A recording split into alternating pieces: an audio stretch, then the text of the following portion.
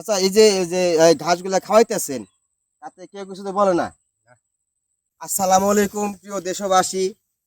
এখনো আঁকা বাঁকা মেঠোপথ এলাকায় আছে, যারা শহরে গ্রামগঞ্জে থাকেন তারা হয়তোবা আঁকা বাঁকা মেঠোপথ কাহাকে বলে ভালো করে বুঝেন না।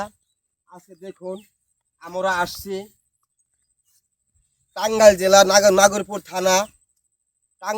নাগরপুর থানা শ্রী বড়টিয়া গ্রামে।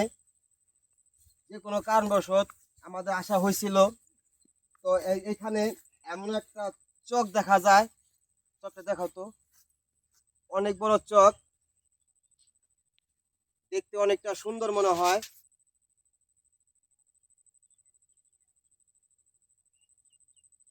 দেখতে পাচ্ছেন কত বড় সুন্দর চক। চক দেখলে মনটা ভরে যায় এবং মনোমুগ্ধকর একটি দৃশ্য। আর এই চকে 12 মাস ধান ফলে। যেমন ইরি ধান আমরা জানতাম বছরে একবার ফলে, এখন দেখি না, 12 মাসই ইরি ধান বিকাশে হয়। আর এই ইরি ধানের ফলে আমারই কোনো অভাব নেই, আলহামদুলিল্লাহ। আর বিশেষ করে এই চকে একটি জিনিস দেখা যায়, সেটা হলো কি, এতটা সুন্দর রাস্তা। মনে হয় যে আগের যুগের যে সমস্ত গ্রাম ছিল, কোনো রাস্তা পাকা ছিল না বা কার্পেটিং করা ছিল না, সব জায়গায় ছিল কাঁচা রাস্তা। তো এখন এই গ্রামটা দেখলে, এদিকে ধরো, গ্রামটা দেখলে বোঝা যায় যে আমরা এখন ওই আগের যুগের মানুষের মতো জীবনযাপন করছি, বা আগে যে সমস্ত গ্রামগুলো চোখে পড়তো, তো এখন সেরকম গ্রাম দেখা যাচ্ছে। তো দেখতে অনেকটা মনোমুগ্ধকর, আর দেখতে অনেকটা ভালো লাগে। আর বিশেষ করে এই গ্রামটা দেখলে মনে হয় যে আগের যুগের মানুষ যেমন সরল সোজা ছিল, সাদা মাটা মনের মানুষ ছিল, তো এখনো ওই রকম ধরনের মানুষ এখনো বসবাস করেন এই বাংলাদেশে। তো আমরা যারা শহর বাজার থাকি, তো আমাদের চোখের সামনে এরকম দৃশ্য সহজে দেখা যায় না। গ্রাম কাহাকে বলে একটা সময় আমরা ভুলেই যাই। তো এই গ্রামে মাঝে মাঝে আসবেন, আইসা দেখবেন, হয়তো বা আপনাদের ভালো লাগবে। এই যে দেখুন, কত সুন্দর একটা শ্যালো মেশিন। ওইখানে একটা শ্যালো মেশিন দেখা যায়, বা সামনে আরেকটা শ্যালো মেশিন আছে। তো এগুলো যারা শহরে থাকেন তারা সাধারণত আপনারা এগুলো দেখতে পারেন না বা চোখে পড়ে না। তো শহরের যে একটা আবহাওয়া, শহরে থাকলে গাড়ি হর্নের শব্দ বা গাড়ি কালো ধোঁয়ায় পরিবেশটা নষ্ট বা পরিবেশ দূষণ হয়। তো এই গ্রামে যারা বিশেষ করে বসবাস করে বিধায় তারা নির্ভেজাল একটা অক্সিজেন পেয়ে থাকে তারা। তো অক্সিজেন পেয়ে থাকে, এই অক্সিজেন পেয়ে থাকার কারণে অনেকটা মানুষ রোগ মুক্ত থাকে। আর আমরা যারা শহরে বসবাস করি, আমরা অনেকে কিন্তু রোগে জর্জরিত।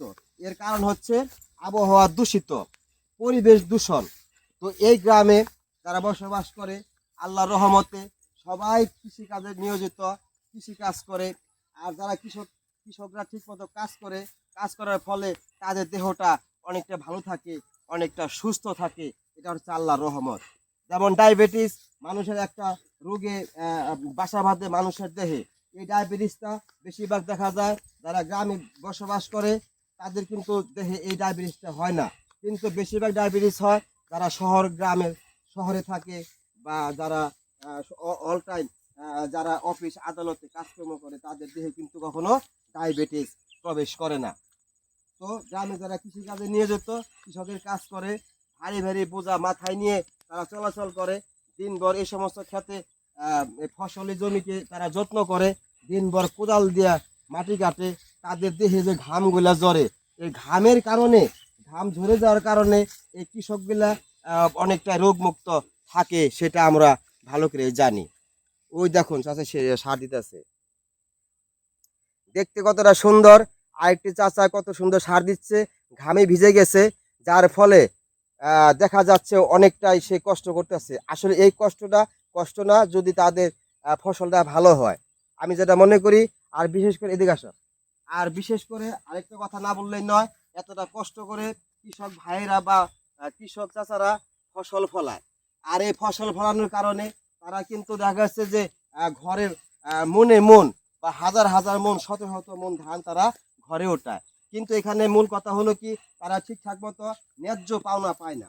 এই ধান এক মন ধান ফলাইতে গেলে দেখা গেছে যে 2,000-2,500 টাকা খরচ হয়, কিন্তু দেখা গেছে এক মন ধান বাজারে বিক্রি করতে গেলে 800 থেকে 700 টাকা মন দরে বিক্রি করতে হয়। তারা ঠিকঠাক মতো তারা ন্যায্য পাওনা পায় না। আচ্ছা, বরকি কি আপনার? ও, ধরো তো ছাগলটা, তিনটা ধরো, তিনটাই খাসির বাচ্চা। ও আচ্ছা আচ্ছা আচ্ছা, আরো আছে না? একটু পিছাও ক্যামেরাটা নিয়ে। ও চাচা, এই যে এই ঘাসগুলা খাওয়াইতেছেন, তাতে কেউ কিছু তো বলে না? আর বলার মতো কেউ নাইও? আর ওরা তো খাইতেছে শুধু ঘাসগুলা, ধান ধান তো নষ্ট করে না। ও, আপনি কি তিনটাই ছাগল নাকি আরো ছাগল আছে বাসায়? তিনটাই না? ওইগুলো কি আপনার বাড়িরই নাকি কিনছিলেন? বাড়িরই। আলহামদুলিল্লাহ, ছোট থেকে এ পর্যন্ত বড় করছেন। এর একটা ছাগলের বাচ্চা এখন যদি আপনি বিক্রি করতে যান তাহলে কত টাকা যাবে আনুমানিক? আলহামদুলিল্লাহ, তো তিনটা ছাগল তো কমসে কম 36 থেকে 38 হাজার টাকা দাম আছে না? আলহামদুলিল্লাহ। তো এই যে এই ছাগলগুলো শুধু ঘাস খাওয়াই কি লালন পালন করেন, নাকি বাসায় কোনো অন্য কোনো খাদ্য দেন? ভুসি, চাউল এগুলো লাগে না? আহ, তো ঠিক আছে, ভালো থাকেন, হ্যাঁ।